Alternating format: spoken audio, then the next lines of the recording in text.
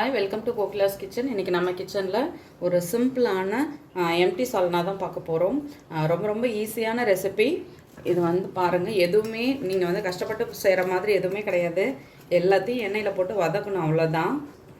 ஒரு ஸ்பூன் அளவு எண்ணெய் சேர்த்துக்கலாம். எண்ணெய் இப்போது சூடாகட்டும். எண்ணெய் இப்போது சூடாகிடுச்சு. இதில் வந்து ஒரு ஸ்பூன் அளவு தனியா சேர்த்துக்கிறேன். ஒரு 2-3 மிளகு, 1/4 ஸ்பூன் அளவு சோம்பு, சீரகமும் 1/4 ஸ்பூன் சேர்த்துக்கணும். ஒரு 2 காஞ்ச மிளகாய், சின்ன துண்டு பட்டை, ஒரே ஒரு ஏலக்காய். உங்களுக்கு இது மசாலா எவ்வளோ தேவையோ அதுக்கு தகுந்த அளவு சேர்த்துக்கலாம். இது கூடவே ஒரு 1/4 ஸ்பூன் அளவு கசகசா, அடுத்து ஒரு 4-5 பொட்டுக்கடலை. இப்போது சின்ன துண்டு இஞ்சி, ஒரு 5-6 பல் பூண்டு, அது கூடவே வெட்டி வச்சுருக்க பெரிய வெங்காயம், இதெல்லாம் சேர்த்து இப்போ நல்லா வதக்கிக்கலாம்.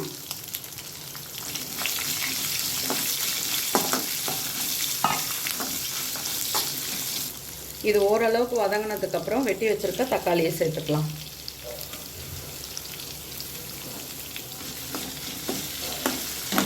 இப்போ இது எல்லாத்தையுமே நல்லா வதக்கிக்கலாம். இதில் ஒரு 1/4 ஸ்பூன் அளவு மஞ்சத்தூள். மிளகாய் இருக்கிறதுனால நம்ம தனி மிளகாய்த்தூள் இப்போ சேர்க்க வேண்டாம். இதை அரைச்சிட்டு தாளிக்கும் பொழுது சேர்த்துக்கலாம். உங்களுக்கு காரம் பத்தலை, இல்லை இன்னும் கொஞ்சம் கலர் வேணும் அப்படின்னா. இப்போ இதுலேயே வந்து இதுக்கு தேவையான அளவு உப்பு சேர்த்துக்கலாம்.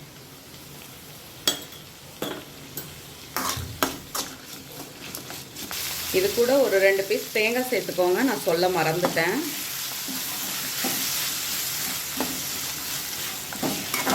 இது நல்லா வதங்கிடுச்சு. ஃபேனில் ஆற வச்சுட்டு நல்லா நைஸாக அரைச்சி எடுத்துகிட்டு வந்துக்கலாம். இப்போ இது எல்லாத்தையுமே நல்லா நைஸாக அரைச்சி எடுத்துகிட்டு வந்துக்கலாம். இப்போ பாருங்கள், நல்லா அரைச்சாச்சு. இப்போது அடுப்பில் வானல் வச்சுக்கலாம். இப்போது வானல் சூடாகிடுச்சு. ஒரு ஸ்பூன் அளவு எண்ணெய் சேர்த்துக்கலாம். எண்ணெய் சூடானதும் நான் வந்து கடுகு போட்டு தான் தாளிக்க போகிறேன்.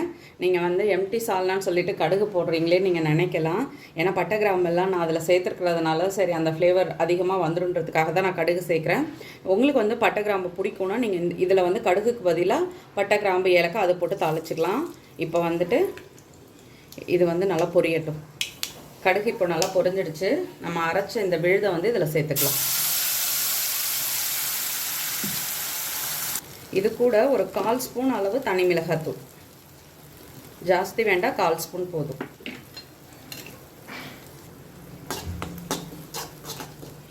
இதை இப்போ நல்லா மிக்ஸ் பண்ணிக்கலாம். மிக்சியில் இருக்கிறத வந்து நம்ம வந்து தண்ணி கொஞ்சம் ஆட் பண்ணி அப்படியே இதில் சேர்த்துக்கலாம்.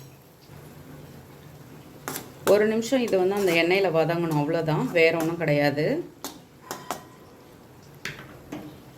இப்போ இதில் வந்து நம்ம தண்ணி ஆட் பண்ணிக்கலாம். இதில் நீங்கள் எவ்வளோ தண்ணி வேணாலும் ஆட் பண்ணிக்கலாம். நான் வந்து இவ்வளோ போதுன்றதுனால இதோட விட்டுட்டேன்.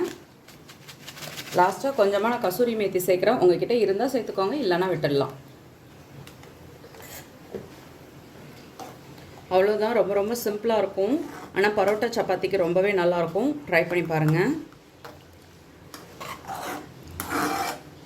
ஆல்ரெடி நம்ம வதக்கி தான் செஞ்சுருக்கிறதுனால ரொம்ப நேரம் கொதிக்க விடணும்னு அவசியம் இல்லை.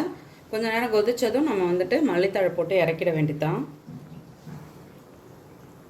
இப்போ நல்லா கொதிச்சிடுச்சு. ஆஃப் பண்ணிடலாம். நம்ம பவுலில் மாற்றிக்கலாம். சுட சுட சூப்பராக நம்மளோட எம்டி சால்னா ரெடி ஆகிடுச்சு. நீங்களும் வீட்டில் ட்ரை பண்ணி பாருங்கள். கண்டிப்பாக உங்களுக்கு பிடிக்கும். வீடியோ பிடிச்சா லைக் பண்ணுங்கள். என்னோடய வீடியோ உங்களுக்கு யூஸ்ஃபுல்லாக இருந்தால் சப்ஸ்கிரைப் பண்ணிக்கோங்க. மறக்காமல் செஞ்சு பார்த்துட்டு உங்கள் வேல்யூபிள் கமெண்ட் சொல்லுங்கள். தேங்க்யூ.